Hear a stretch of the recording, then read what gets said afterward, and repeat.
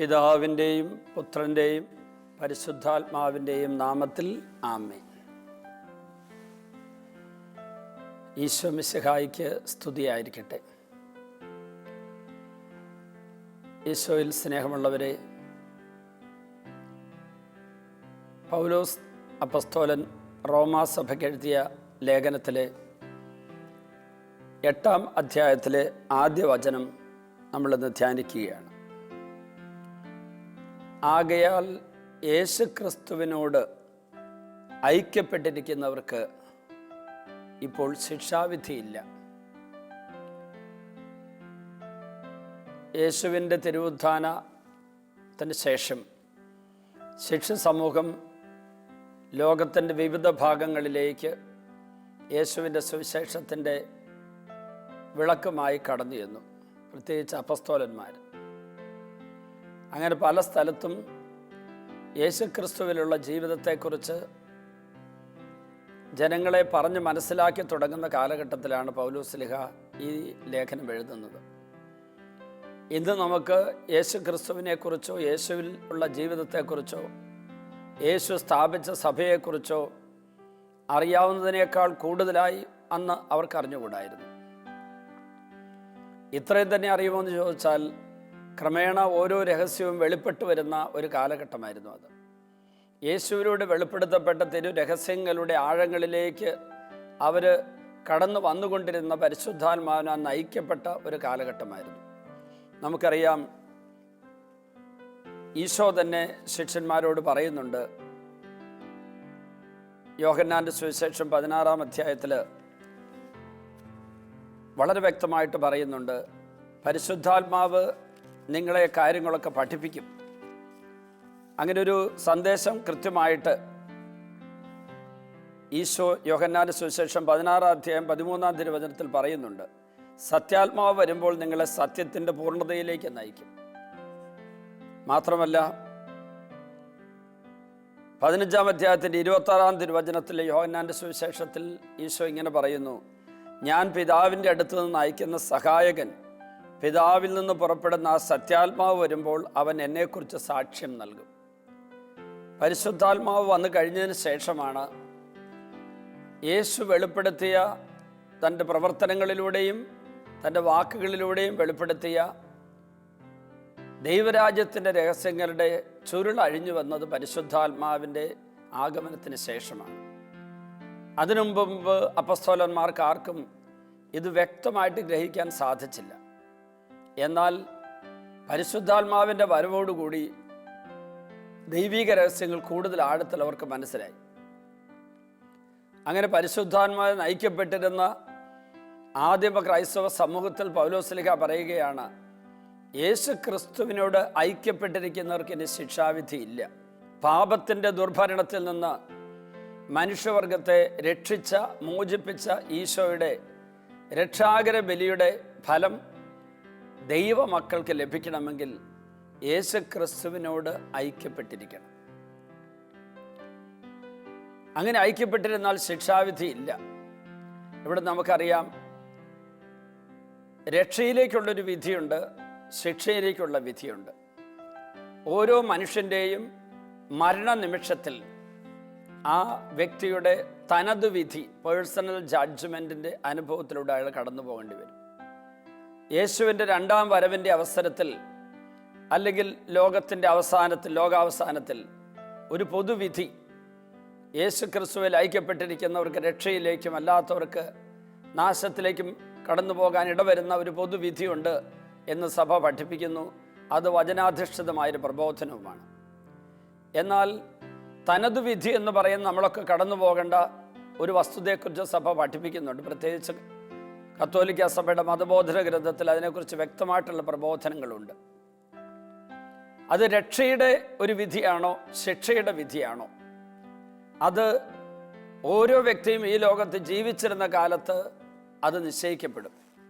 അയാൾ ദൈവത്തോട് വിശ്വസ്തത പുലർത്തുന്ന ആളാണെങ്കിൽ, യേശു ക്രിസ്തുവിൽ ജീവിക്കുന്ന വ്യക്തിയാണെങ്കിൽ, യേശുവിലുള്ള ആ ജീവിതത്തിൻ്റെ തുടർച്ച, ദൈവരാജ്യത്തിലുള്ള ജീവിതത്തിൻ്റെ തുടർച്ച, സ്വർഗരാജ്യത്തിലേക്കുള്ള പ്രവേശനത്തോടുകൂടി അയാൾ അനുഭവിക്കും.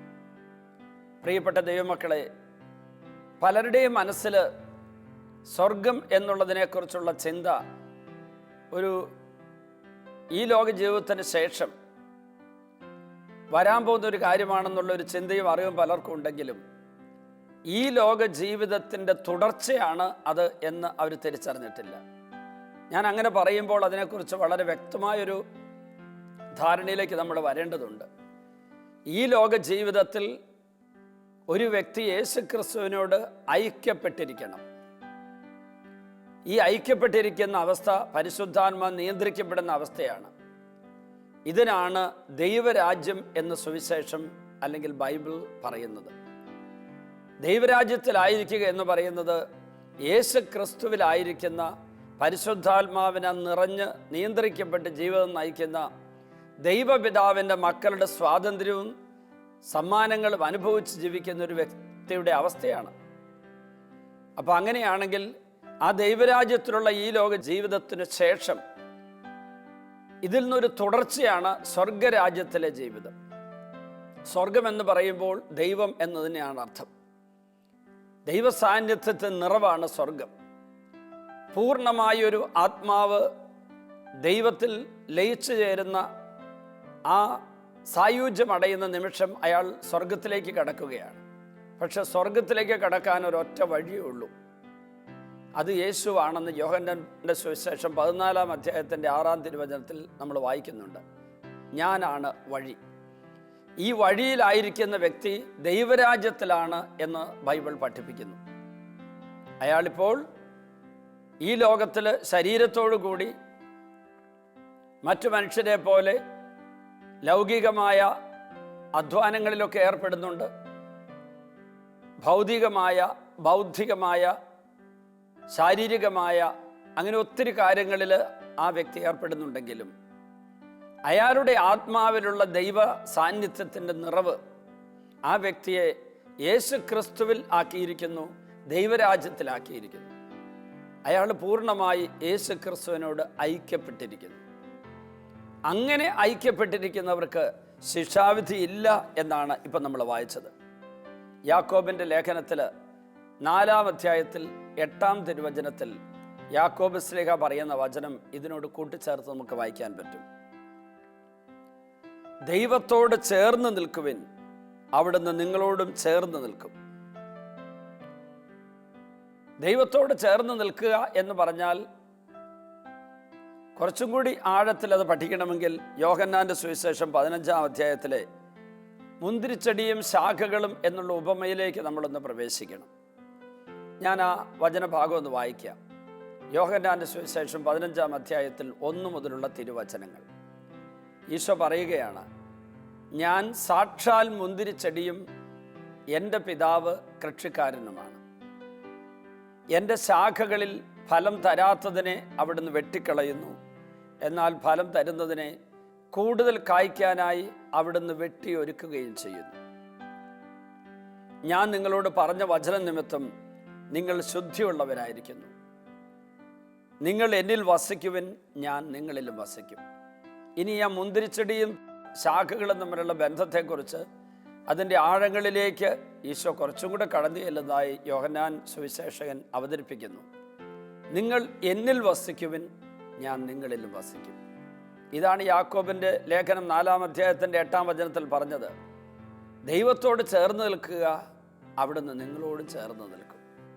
ഈശോ പറഞ്ഞു, നിങ്ങൾ എന്നിൽ വസിക്കുക, ഞാൻ നിങ്ങളിലും വസിക്കും. ഇത് രണ്ടും ഒരൊറ്റ കാര്യമാണ് പറയുന്നത്.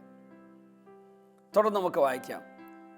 മുന്തിരിച്ചെടിയിൽ നിൽക്കാതെ ശാഖയ്ക്ക് സ്വയമേവ ഫലം പുറപ്പെടുവിക്കാൻ സാധിക്കാത്തതുപോലെ എന്നിൽ വസിക്കുന്നില്ലെങ്കിൽ നിങ്ങൾക്കും സാധിക്കുകയില്ല. എന്നിട്ട് തുടർന്ന് ഈശോ പറയുകയാണ്, ഞാൻ മുന്തിരിച്ചെടിയും നിങ്ങൾ ശാഖകളുമാണ്. ആര് എന്നിലും ഞാൻ അവനിലും വസിക്കുന്നുവോ അവൻ ഏറെ ഫലം പുറപ്പെടുവിക്കുന്നു. എന്നെ കൂടാതെ നിങ്ങൾക്കൊന്നും ചെയ്യാൻ കഴിയുകയില്ല. ആത്മീയ ജീവിതത്തിൽ ഏറ്റവും ആഴമുള്ള സന്ദേശം നൽകുന്ന ഒരു തിരുവചനമാണ് ഇപ്പം നമ്മൾ വായിച്ചത്. എന്നെ കൂടാതെ നിങ്ങൾക്കൊന്നും ചെയ്യാൻ കഴിയുകയില്ല. അങ്ങനെ പറയുമ്പോൾ എന്നെ കൂടാതെ നിങ്ങൾക്കൊന്നും ചെയ്യാൻ കഴിയുകയില്ല എന്നുള്ള വചനം തെറ്റാണെന്ന് വെളിപ്പെടുത്തിക്കൊണ്ട് ഒരു ചെറുപ്പക്കാരൻ എൻ്റെ അടുത്ത് വന്നു. അദ്ദേഹം എന്നോട് പറഞ്ഞു, ഞാൻ മധ്യ കേരളത്തിൽ നിന്നാണ് വരുന്നത്. സ്ഥലം എന്നോട് പറഞ്ഞു. ഞാനിപ്പോൾ മധ്യ കേരളം എന്നൊരു വാക്കുകൊണ്ട് അതിനെ അവതരിപ്പിക്കുക. ഞാൻ 5 വർഷം മുമ്പ് ചെകുത്താൻ്റെ സഭയിൽ അംഗമായി തീർന്നു. ഞാനിവിടെ വന്നത് എന്തിനാണെന്ന് അച്ഛൻ ചോദിച്ചാൽ, അച്ഛൻ എന്നോട് പറഞ്ഞില്ല. ഞാനിവിടെ വന്നത് എന്തിനാണെന്ന് താങ്കൾ ചോദിച്ചാൽ, നിങ്ങളുടെ ദൈവത്തെക്കാൾ കൂടുതലായി എൻ്റെ ദൈവത്തിന് ശക്തിയുണ്ടെന്ന് തെളിയിക്കാൻ വേണ്ടി ഞാൻ വന്നതാണ്. ഞാൻ ചോദിച്ചു, എന്താ ഉദ്ദേശിച്ചത്? നിങ്ങളിവിടെ രോഗശാന്തി ശുശ്രൂഷ ചെയ്യുന്നു, നിങ്ങളിവിടെ ബൈബിൾ പ്രസംഗിക്കുന്നു, ജനങ്ങളെ മാനസാന്തരപ്പെടുത്തുന്നു, ജനങ്ങൾക്ക് അനുഗ്രഹങ്ങൾ വാങ്ങിക്കൊടുക്കുന്നു എന്നെല്ലാം നിങ്ങൾ അവകാശപ്പെടുന്നു. ഞാനതൊക്കെ വിശ്വസിച്ച് പലരും പറഞ്ഞതൊക്കെ നേരാന്ന് കരുതി നടന്നിരുന്നയാളാണ്. പക്ഷേ ഞാനിപ്പോൾ ദ ചേർച്ച് ഓഫ് ഡെവിൾ, പിശാചിൻ്റെ സഭയിലെ അംഗമാണ്. കരിങ്കുർബാന അല്ലെങ്കിൽ ബ്ലാക്ക് മാസ് അർപ്പിക്കുന്നതിന് കത്തോലിക്ക പള്ളികളിൽ പോയി അവിടുന്ന് ഓസ്തി അപ്പം മോഷ്ടിച്ചു കൊണ്ട് കൊടുക്കുന്ന ജോലിയാണ് എൻ്റേത്. ഞാൻ അവരുടെ സംഘത്തിൽ ചേർന്ന് പിശാചിനെ ആരാധിക്കും. നിങ്ങൾ പിശാചെന്ന് പറയുന്നത് ഞങ്ങൾ പിശാചെന്ന് പറയുന്നില്ല. ഞങ്ങളെ സംബന്ധിച്ച് നിങ്ങൾ പറയുന്ന പിശാചാണ് ഞങ്ങളുടെ ദൈവം. ഏകദൈവം എന്നുള്ള സങ്കല്പം ക്രൈസ്തവ മതത്തിൻ്റെയും മുസ്ലിം മതത്തിൻ്റെയാണ്. എന്നാൽ ഞങ്ങളെ സംബന്ധിച്ചിടത്തോളം ഹൈന്ദവ മതത്തിൽ പറഞ്ഞിരിക്കുന്ന ബഹുദൈവ സങ്കല്പമാണ് ഞങ്ങളുടേത്. ഞാൻ പറഞ്ഞു, ആരാ ഞങ്ങളെന്ന് പറയുന്നത്? അപ്പോൾ പറഞ്ഞു, അമേരിക്കയിൽ ഈ സാത്താൻ്റെ സഭയുണ്ടാക്കിയ ആ ലാവേ എന്ന് പറയുന്ന ആളുടെ ശിഷ്യന്മാർ, അതിൽ വിശ്വസിക്കുന്നവരാണ് ഞങ്ങളെന്ന് പറയുന്നത്. ഞാൻ ചോദിച്ചു, എന്താണ് ഇപ്പം താങ്കളുടെ ഈ ആഗമനോദ്ദേശം? എന്നെ കൂടാതെ നിങ്ങൾക്കൊന്നും ചെയ്യാൻ സാധിക്കില്ല എന്ന് ഈശോ പറഞ്ഞ വചനം തെറ്റാണെന്ന് ഞാൻ 5 വർഷം കൊണ്ട് തെളിയിച്ചു കഴിഞ്ഞു. ഞാൻ യേശുവിനെ പൂർണ്ണമായി ഉപേക്ഷിച്ചു. ഞാൻ യേശുവിനെ ഏറ്റവും നീചമായ വാക്കുകൾ കൊണ്ട് ചീത്ത വിളിക്കും. ഒരു ദിവസം 1000, 2000 തവണ ഞാൻ യേശുവിനെ അബ്യൂസീവ് ലാംഗ്വേജ് ഉപയോഗിച്ച് അങ്ങേയറ്റം മോശമായ രീതിയിൽ യേശുവിനെ കുറിച്ച് സംസാരിക്കും. ഞാൻ ഇങ്ങനെയൊക്കെ ചെയ്തിട്ട് നിങ്ങളുടെ യേശുവിന് എന്നെ തൊടാൻ പറ്റിയിട്ടില്ല. എൻ്റെ ഒരു രോമം പോലും എന്നെ നീക്കിക്കളയാൻ നിങ്ങളുടെ യേശുവിന് പറ്റില്ല. എൻ്റെ ദൈവമായ നിങ്ങൾ വിളിക്കുന്ന പിശാച് എൻ്റെ ദൈവമാണ്. എനിക്ക് സർവശക്തനാണ്. അവൻ എനിക്ക് എന്തെല്ലാം ചെയ്തു തരുന്നുണ്ടെന്ന് താങ്കൾക്ക് മനസ്സിലാവില്ല. അപ്പോൾ ഞാൻ അദ്ദേഹത്തോട് തർക്കിക്കാനോ വാദിക്കാനോ കൂടുതൽ സംസാരിക്കാനോ നിന്നില്ല. അയാളോട് ഞാൻ പറഞ്ഞു, ഞാനിപ്പോൾ ഈ കാര്യത്തെക്കുറിച്ച് ചർച്ചയ്ക്ക് പോലും തയ്യാറല്ല. താങ്കൾ എൻ്റെ അടുക്കൽ വന്നത് സത്യസന്ധമായ സത്യാന്വേഷണ മനസ്സോടുകൂടി ആയിരുന്നെങ്കിൽ ഞാനിപ്പോൾ സംസാരിക്കാമായിരുന്നു. പക്ഷേ താങ്കൾ ഏത് അരൂപിയാൽ നിയന്ത്രിക്കപ്പെടുന്നുവോ ആ അരൂപിയുടെ ശക്തി പ്രകടമാക്കാൻ വേണ്ടി എൻ്റെ അടുത്ത് ചോദ്യം ചെയ്യാൻ വന്നിരിക്കുന്നത് കൊണ്ട് ഈശോ പറഞ്ഞ വചനം ഞാനിപ്പോൾ പാലിക്കും. പന്നിയുടെ മുമ്പിൽ മുത്തെറിഞ്ഞു കൊടുക്കരുത്. ഞാൻ താങ്കളെ പന്നി എന്ന് വിളിക്കുകയല്ല. മുത്തിൻ്റെ വില എന്താണെന്ന് അറിഞ്ഞുകൂടാത്ത പന്നിയുടെ മുമ്പിൽ മുത്ത് കൊടുത്താൽ ഈ മുത്ത് ചെളിയിൽ വിസർജ്യ വസ്തുക്കളിൽ അത് ചവിട്ടി താഴ്ത്തി കളയുന്നത് പോലെ ഞാൻ പറയുന്ന ദൈവിക വെളിപാടിൻ്റെ തിരുവചനത്തിൻ്റെ അർത്ഥവും ആഴവും അറിയാത്ത താങ്കളോട് അങ്ങനെയുള്ള തിരുസത്യങ്ങളെ എന്നേക്കുമായി തള്ളിക്കളഞ്ഞ് സാത്താൻ്റെ പാപമൊഴികളിൽ വിശ്വസിച്ചിരിക്കുന്ന താങ്കളോട് ദൈവവചനം പറയുന്നതിന് മുമ്പ് ഞാൻ താങ്കൾക്ക് വേണ്ടി പ്രാർത്ഥിച്ച് താങ്കൾ ദൈവവചനം കേൾക്കാനായിട്ട് തയ്യാറാകുന്ന അവസ്ഥയിലേക്ക് താങ്കളെ ഉയർത്തിയതിന് ശേഷം മാത്രമേ ഞാനത് ചെയ്യുകയുള്ളൂ. അദ്ദേഹം പെട്ടെന്ന് എനിക്ക് കൈ തന്നിട്ടങ്ങ് ഇറങ്ങിപ്പോയി. ഞാൻ കൈ തരാൻ വേണ്ടി കൈ നീട്ടി, ഞാൻ കൈ വാങ്ങിയില്ല. ഞാൻ ഷേക്ക് ഹാൻഡ് ചെയ്യാൻ സമ്മതിച്ചില്ല. മറ്റൊന്നുകൊണ്ടുമല്ല, അദ്ദേഹത്തിൻ്റെതായ പല ഗൂഢോദ്ദേശങ്ങൾ കാണും. ഞാൻ കൈ കൂപ്പിയിട്ട് പറഞ്ഞു, താങ്കളുടെ ഹൃദയവാതിൽ മുട്ടിക്കൊണ്ടിരിക്കുന്ന ഈശോയ്ക്കാണ് ഞാനിപ്പം കൈ കൂപ്പിയത്. അപ്പം പറഞ്ഞു, അതെന്താ പണിയെന്ന് ചോദിച്ചു. ഞാൻ പറഞ്ഞു, താങ്കൾ വായിച്ചിട്ടില്ലാത്ത ബൈബിളിലൊരു വചനമുണ്ട്. അത് ഞാൻ പ്രസംഗിക്കുന്ന വചനമാണ്, ഞാൻ വായിക്കുന്ന ബൈബിളിലെ വചനമാണ്. വെളിപാട് 3:20 അപ്പോൾ അയാൾ എന്നോട് ചോദിച്ചു, ഏതായി വെളിപാടെന്ന് ചോദിച്ചു. ഞാൻ പറഞ്ഞു, ബൈബിളിലെ 73 പുസ്തകങ്ങൾ അവസാനത്തെ പുസ്തകമാണ് വെളിപാട് പുസ്തകം. അതെന്താണെന്ന് ചോദിച്ചു. അപ്പോൾ ദൈവത്തിൻ്റെ വെളിപാടുകളാണ്. അതറിയാത്തതുകൊണ്ടാണ് താങ്കൾ ഇങ്ങനെ സാത്താൻ്റെ സന്ദേശത്തിൻ്റെ പുറകെ പോയത്. ഒരിടത്തും ഒരു ധ്യാനം പോലും കൂടിയിട്ടില്ല. സഭയുടെ പ്രബോധനം ഇതെന്ന് അറിഞ്ഞുകൂടാ. ബൈബിൾ എന്തെന്ന് അറിഞ്ഞുകൂടാ, അതുകൊണ്ടാണ് ഇങ്ങനെ സംഭവിച്ചത്. എന്നിട്ട് ഞാൻ പറഞ്ഞു, വെളിപാട് 3:20 പറയും, ഇതാ ഞാൻ വാതിലിൽ മുട്ടുന്നു, ആരെങ്കിലും എൻ്റെ സ്വരം കേട്ട് വാതിൽ തുറന്ന് തന്നാൽ ഞാൻ അവൻ്റെ അകത്ത് വരും. അതായത് താങ്കൾ യേശുവിനെ തള്ളിക്കളഞ്ഞിട്ടും യേശു താങ്കളുടെ ആത്മവാതിലിൽ മുട്ടിക്കൊണ്ടിരിക്കുക. ആ യേശുവിനാണ് ഞാനിപ്പോൾ സ്തുതി പറഞ്ഞത്. അങ്ങനെ ബൈ ബൈ പറഞ്ഞ് പിരിഞ്ഞു. അയാൾ പറഞ്ഞത് നേരാണ്. യേശുവിനെ കൂടാതെ അയാൾക്ക് പലതും ചെയ്യാൻ പറ്റി, യേശുവിനെ കൂടാതെ അയാൾക്ക് പലതും നേടാൻ പറ്റി.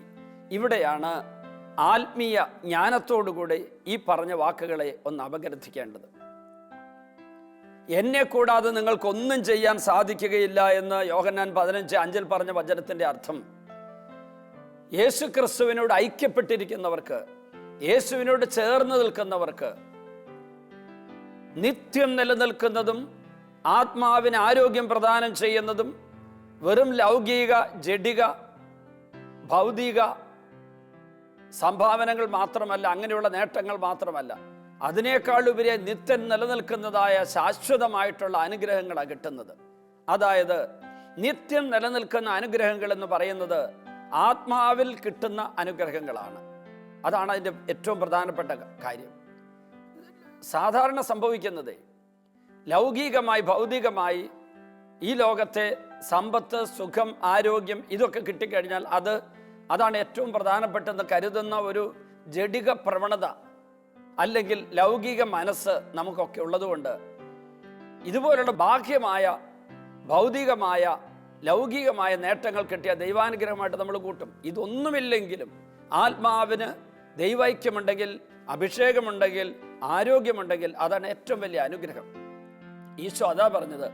അങ്ങനെ ആത്മാവിന് ഉപകാരപ്രദമായ നിത്യം നിലനിൽക്കുന്ന ഒരു കാര്യവും ചെയ്യുവാൻ, അത് സ്വന്തമാക്കുവാൻ എൻ്റെ സഹായം കൂടാതെ നിങ്ങൾക്ക് പറ്റില്ലെന്നാണ് ഈശോ പറഞ്ഞത്.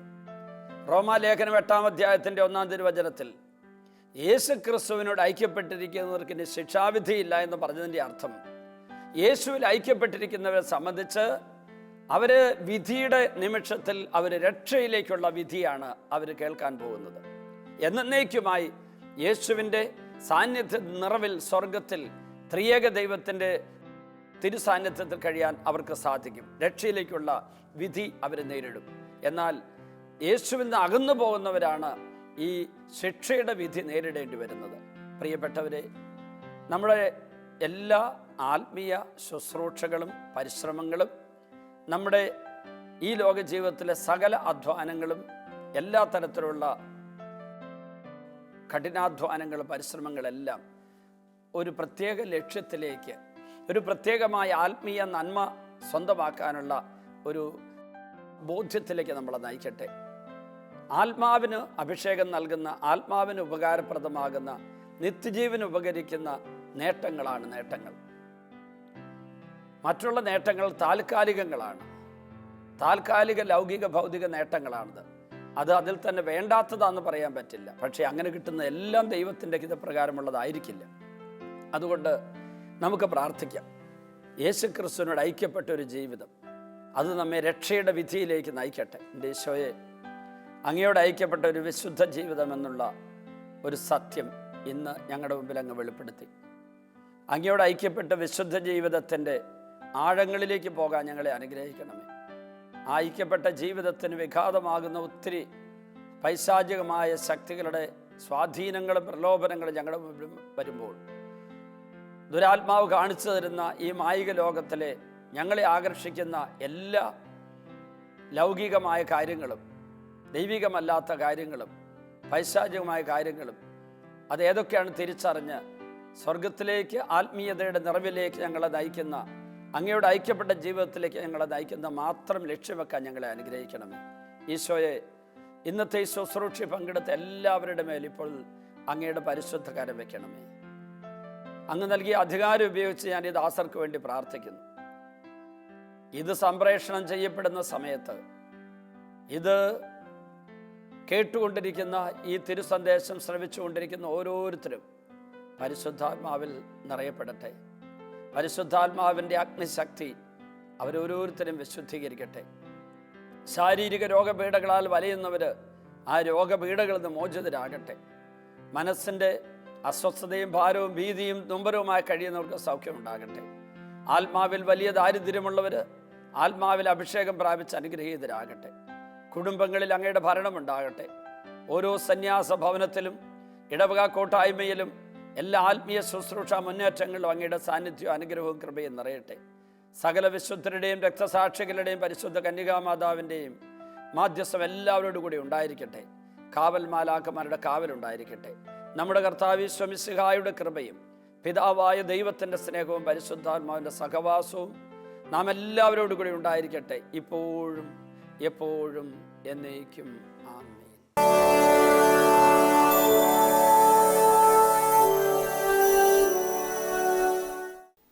Price the lord. Hallelujah, hallelujah. Joshi ഇങ്ങോട്ട് കയറുന്നു. ജോഷി എന്ന സഹോദരൻ ഇരിങ്ങാലക്കുടയിൽ ഒരു ഹോട്ടലിൽ ജോലി ചെയ്യുന്നു. ഭാര്യ ബിന്ദു, 2 മക്കൾ സ്നേഹ, സെബിൻ. ഈ കുഞ്ഞ് 1.25 വർഷം മുമ്പ് ജനിക്കുമ്പോൾ പൂർണ്ണമായി ശരീരശേഷി ഒന്നുമില്ലാതെ മെൻ്റലി റിട്ടാർഡഡ് ആയിട്ട്, എന്ന് പറഞ്ഞാൽ ബുദ്ധി വളർച്ച എത്താത്ത ഒരു കുഞ്ഞായിട്ടാണ് ജനിച്ചത്. അതായത് ദൃഷ്ടി എങ്ങോട്ടും തിരിക്കില്ല, ആരെയും ഒന്നും തിരിച്ചറിയില്ല, അമ്മയെ പോലും തിരിച്ചറിയില്ല. ഇവിടെ ധ്യാനിക്കാൻ കൊണ്ടുവരുന്ന സമയം വരെ, ധ്യാനിക്കാൻ ഇവർ വരുന്നത് വരെ കൊച്ചിന് ഇങ്ങനെയുള്ള കാര്യങ്ങളൊന്നും തിരിച്ചറിയാൻ പറ്റുന്നില്ലായിരുന്നു. അവരുടെ വീടിനടുത്തുള്ള മാളയിലാണ് ഇവരുടെ വീട്. അവിടെ ഇവിടുത്തെ അഷ്ടമിച്ചിറ ഒരു ഹോസ്പിറ്റലിൽ കാണിച്ചിട്ട് കാര്യമായി ഗുണം കിട്ടിയില്ല. പിന്നെ മഞ്ഞപ്പുറയിലുള്ള ഒരു സിസ്റ്ററുടെ ഈ നാഡീ ചികിത്സയ്ക്ക് പോകാനായിട്ട് ആലോചിച്ചെങ്കിലും നടന്നില്ല. ഇവിടെ പോട്ടയിലുള്ള ധന്യ ഹോസ്പിറ്റൽ ഡോക്ടർ ന്യൂട്ടൻ്റെ ട്രീറ്റ്മെൻറ്റിലായിരുന്നു. അപ്പോൾ ഡോക്ടർ പറഞ്ഞു, ഇത് പൂർണ്ണമായിട്ട് അങ്ങനെ മാറില്ല, എന്തെങ്കിലുമൊക്കെ കുഴപ്പങ്ങളുണ്ടാകും, ക്രമേണ ബെറ്ററായി വന്നെന്ന് വരാം എന്ന് പറഞ്ഞ് ട്രീറ്റ്മെൻറ്റ് തുടരുകയായിരുന്നു. ഈ കൊച്ചിൻ്റെ കാലുകൾക്ക് യാതൊരു ബലവുമില്ല, വെറുതെ ഇങ്ങനെ ഒടിഞ്ഞു തൂങ്ങിക്കിടക്കും. നിലത്ത് കാല് കുത്തിയാൽ കാല് ചുരുണ്ടുകൂടി താഴേക്ക് അങ്ങ് വീഴും. അരക്കെട്ടിന് യാതൊരു ബലമില്ല. ഈ കഴുത്ത് നിവർത്തി പിടിക്കില്ല. നേരത്തെ കൊച്ചിനെ എങ്ങനെ പിടിച്ചിരുന്ന് കാണിച്ച് എൻ്റെ അടുത്ത് പ്രാർത്ഥിക കൊണ്ടുവരുമ്പോൾ എങ്ങനെ കൊണ്ടുവന്ന് ചരിച്ചിങ്ങനെ കിടത്തി, ഇതുപോലെ കിടത്തിയാണ് എൻ്റെ അടുത്ത് കൊണ്ടുവന്നത്. കൊച്ചിങ്ങനെ ഞെളിപിരി കൊണ്ടിങ്ങനെ വളഞ്ഞു ചുരുളും, എപ്പോഴും ഒരു പ്രത്യേക രീതിയിൽ ഒച്ച വെച്ചുകൊണ്ടിരിക്കും. അതായിരുന്നു കൊച്ചിൻ്റെ അവസ്ഥ. മാത്രമല്ല അമ്മയെന്ന് വിളിക്കുകയോ അല്ലെങ്കിൽ അമ്മയെ തിരിച്ചറിയുകയോ ഒന്നും ചെയ്യുന്നില്ലായിരുന്നു. പക്ഷേ ഒരാഴ്ചത്തെ ധ്യാനം കഴിഞ്ഞ് വെള്ളിയാഴ്ച ഇവിടെ വന്ന എല്ലാവരുടെയും തലയിൽ കവിച്ച് ഞാൻ പ്രാർത്ഥിച്ചുകൊണ്ടിരിക്കുന്നു. ഈ ബിന്ദു കൊച്ചിനെ എടുത്തുകൊണ്ട് എൻ്റെ അടുത്ത് പ്രാർത്ഥിക്കാൻ കൊണ്ടുവന്ന് ഞാൻ തലയിൽ കവിച്ച് പ്രാർത്ഥിച്ചു. അപ്പോൾ ഒരു മാറ്റവും ആ സമയത്ത് സംഭവിച്ചിട്ടില്ല. അത് കഴിഞ്ഞ് ബിന്ദു മാതാവിൻ്റെ ഈ ഗ്രോട്ടോയുടെ അടുക്കലേക്ക് പോയി. ഗ്രോട്ടോയുടെ മുമ്പിലുള്ള ഗ്രില്ലിൻ്റെ മുൻപിൽ കൊച്ചിനെ അവിടെ ഇരുത്തി. കൊച്ചിനെ നിലത്തേക്ക് ഇരുത്തി കഴിഞ്ഞപ്പോൾ ബിന്ദു പ്രാർത്ഥിച്ചു തുടങ്ങിയ നിമിഷം കാണുന്നു, കൊച്ച് താനെ ആ ഗ്രോട്ടോയുടെ ഗ്രില്ല് പിടിച്ച് എഴുന്നേറ്റ് നിൽക്കുന്നു. അപ്പോൾ തന്നെ ബിന്ദു കരഞ്ഞുകൊണ്ട് ഓടി എൻ്റെ അടുത്ത് വന്നു, എൻ്റെ കൊച്ച് കാലുകൾ ഉറച്ചു നിന്നെന്ന് പറഞ്ഞു. അതായത് നിലത്ത് കാല് ചവിട്ട് നിൽക്കാൻ പറ്റാത്ത, കാലുറയ്ക്കാത്ത കുഞ്ഞ്, കഴുത്ത് നിവർത്ത് ഇങ്ങനെ ഒടിഞ്ഞു കിടക്കുകയുള്ളൂ, നിവരുന്നില്ലാത്ത കൊച്ച്. അവിടെ ഞാൻ നോക്കുമ്പോൾ ആ 2 കമ്പിയിലും പിടിച്ച് ചാടി ചാടി നിൽക്കുന്നു. മുകളിലേക്ക് മാതാവിൻ്റെ രൂപം നോക്കി നിൽക്കുന്നു. ഒരു 15 മിനിറ്റ് നേരം ഞാൻ പോയി വിടുവിക്കാൻ നോക്കിയിട്ട് വിടുന്നില്ല. ആ ഗ്രില്ലിൽ പിടിച്ചുകൊണ്ട് 15 മിനിറ്റ് നേരം മാതാവിൻ്റെ രൂപത്തിൽ നോക്കി അവിടെ നിന്നു. അത് കഴിഞ്ഞ് പിന്നീട് കൊച്ചിന് ക്രമേണ വ്യത്യാസം വന്നു തുടങ്ങി. ഇന്നലെ അവിടെ ചെന്ന് പരിപാടിയൊക്കെ കഴിഞ്ഞ് വെള്ളിയാഴ്ച രാത്രി വീട്ടിൽ ചെന്നപ്പോൾ ഉറക്കത്തിനിടയ്ക്ക് എഴുന്നേറ്റ് അമ്മേ എന്ന് വിളിച്ചുകൊണ്ട് കൊച്ച് കരയാൻ തുടങ്ങി. ആദ്യമായിട്ടാണ് അമ്മയെന്ന് വിളിക്കുന്നത്. നേരത്തെ ആരെയും തിരിച്ചറിയില്ല, അമ്മയെന്ന് വിളിക്കില്ല. അത് കഴിഞ്ഞ് ഞാൻ കൊച്ചിനെ എടുത്ത് അച്ഛന്മാരുടെ ഭക്ഷണമുറിയിൽ മേശയിൽ നിർത്തി ആ കാലുകൾ പതുക്കെ എടുത്ത് മുന്നോട്ട് വെച്ച് ചരിക്കാൻ നോക്കുന്നു, എടുത്ത് കുതിച്ച് ചാടുന്നു. അങ്ങനെ ഒത്തിരി വ്യത്യാസങ്ങളുണ്ടായി. ഇനി പിന്നെ ജോഷിയുടെ അനുഭവം, ഈ കൊച്ചിൻ്റെ രോഗശാന്തി അനുഭവം ഇങ്ങോട്ട് പറഞ്ഞു. രണ്ട് ഡോക്ടർമാരെ കാണിച്ചു. അവരതിൽ ഡോക്ടർമാർ പറഞ്ഞത് എങ്ങനെയായാലും എന്തെങ്കിലും ശാരീരികമായ ബുദ്ധിമുട്ടുണ്ടാവും, അപ്പോൾ നിങ്ങൾ ഇപ്പോൾ എങ്ങനെയായാലും നോക്ക്, ഡോക്ടർ ഇത് ചെയ്യാൻ പറഞ്ഞു. അങ്ങനെയാണ് കഴിഞ്ഞ ആഴ്ചയിൽ ഞങ്ങളിവിടെ ധ്യാനം കൂടാൻ വന്നത്. അങ്ങനെ ധ്യാനം കൂടി വെള്ളിയാഴ്ച മാതാവിൻ്റെ ഗ്ലോട്ടയുടെ മുമ്പിൽ ഇവനെ എടുത്തുകൊണ്ട് പ്രാർത്ഥിച്ചുകൊണ്ട് നിൽക്കുമ്പോൾ പെട്ടെന്ന് ഇവൻ എനിക്ക് ആ ഗ്രില്ലിൽ പിടിക്കായിരുന്നു. ഇവിടെ മാതാവിൻ്റെ മോത്തിക്ക് നോക്കി നിൽക്കായിരുന്നു. കാലിന് സ്വാധീനമില്ലാണ്ട് തലയൊക്കെ ഒടിഞ്ഞു മാറി കിടന്നിരുന്ന കൊച്ച് പെട്ടെന്ന് ചാടി എന്നിട്ട് അവിടെ പിടിച്ച് മാതാവിൻ്റെ ആ ഗ്ലോട്ടയിലേക്ക് നോക്കിയിട്ട് ആ ഗ്രില്ല് പിടിച്ച് നിൽക്കുകയായിരുന്നു ഒരു 10-15 മിനിറ്റോളം. ഇവള് അച്ഛനെ വിളിച്ചു. അച്ഛൻ അപ്പോൾ തന്നെ ഓടി വന്നു. അച്ഛൻ കുറച്ചു നേരം നോക്കി, അവനെ പിടിച്ചു, 2 അടി നടത്തിച്ചു അച്ഛൻ. ഇപ്പോഴീ കൊച്ചിൻ്റെ പ്രത്യേകത, കൊച്ചിനെ നിലത്ത് നിർത്തിക്കേ. കൊച്ചിപ്പോൾ ഇങ്ങനെ സ്വന്തം കാലിൽ നിൽക്കും, പതുക്കെ കാലുകൾ സ്റ്റെപ്പ് എടുത്ത് നടക്കും. ഇപ്പോൾ കൊച്ചിന് കരയുന്നുണ്ടെന്നേ ഉള്ളൂ. നേരത്തെ ഇങ്ങനെയുള്ള പ്രതികരണങ്ങളൊന്നുമില്ല. ഒരു പ്രത്യേക ഹൗളിങ് മാത്രം, ഒരു വലിയ ബഹളം മാത്രമേ കൊച്ചിനുണ്ടായിരുന്നുള്ളൂ. കൊച്ചിന് ഒന്നിനോടും പ്രതികരിക്കാൻ പറ്റില്ല. ഇപ്പോൾ കൊച്ച് ഓരോ വസ്തുക്കൾ കണ്ട് പ്രതികരിച്ചു തുടങ്ങി. മാത്രമല്ല, കാലിന് ബലം കിട്ടി, കഴുത്ത് സ്വന്തമായിട്ട് നിവർത്തി നിൽക്കാനായിട്ട് പറ്റുന്ന പോലെ അത്ഭുതകരമായ സൗഖ്യം കിട്ടി. അതായത് ഒരാഴ്ച ധ്യാനത്തിൽ കൂടി ഇതിൻ്റെ ഫലം വരുന്നത് ധ്യാനമൊക്കെ കഴിഞ്ഞ് ഏറ്റവും അവസാനത്തെ മണിക്കൂറിലാണ്. ആ സമയത്തുള്ള ഏതെങ്കിലും ശുശ്രൂഷ സമയത്തൊക്കെ അനുഗ്രഹം കിട്ടുന്നുണ്ടായിരുന്നു കുഞ്ഞിന്. പക്ഷേ ആ അനുഗ്രഹങ്ങളൊക്കെ അതിൻ്റെ മകുടമണിഞ്ഞത് ആ മാതാവിൻ്റെ ഗ്രോട്ടോയുടെ മുമ്പിലേക്ക് ചെല്ലുമ്പോഴാണ്. മാതാവിൻ്റെ മധ്യസ്ഥം തേടി പ്രാർത്ഥിക്കുമ്പോഴുള്ള വലിയ അനുഗ്രഹത്തിൻ്റെ ഒരു തെളിവാണത്. ആ ഗ്രോട്ടോയുടെ മുമ്പിൽ കൊണ്ടുപോയി കൊച്ചിനെ ഇരുത്തിയപ്പോൾ കൊച്ച് കാലുകൾക്ക് ബലം കിട്ടിയെന്ന് നമുക്ക് അറിഞ്ഞുകൂടാ. അത് കഴിഞ്ഞ് കൊച്ച് താനെ ആ ഗ്രില്ലിൽ പിടിച്ച് എഴുന്നേറ്റ് നിന്ന് മാതാവിൻ്റെ രൂപം നോക്കി ഇങ്ങനെ ചാടി ചാടി നിൽക്കുകയാണ്. 15 മിനിറ്റ് നേരം കൊച്ചവിടെ ഉണ്ടായിരുന്നു. കുറേ പേരത് നോക്കിക്കൊണ്ട് നിൽപ്പുണ്ടായിരുന്നു. കർത്താവ് നൽകിയ വലിയ സൗഖ്യത്തെ ഓർത്ത് നമുക്ക് കൈയടിച്ച് ഈശോയ്ക്ക് നന്ദി പറയാം. ഹല്ലേലൂയ.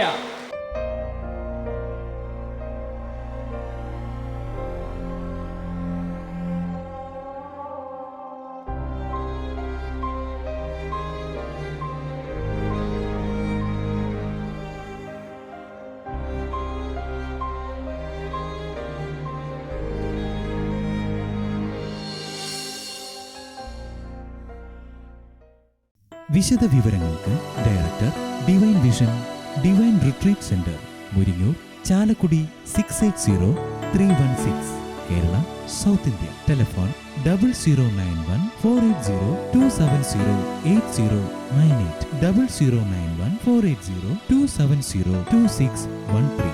ഫാക്സ് 0091-480-270-8097.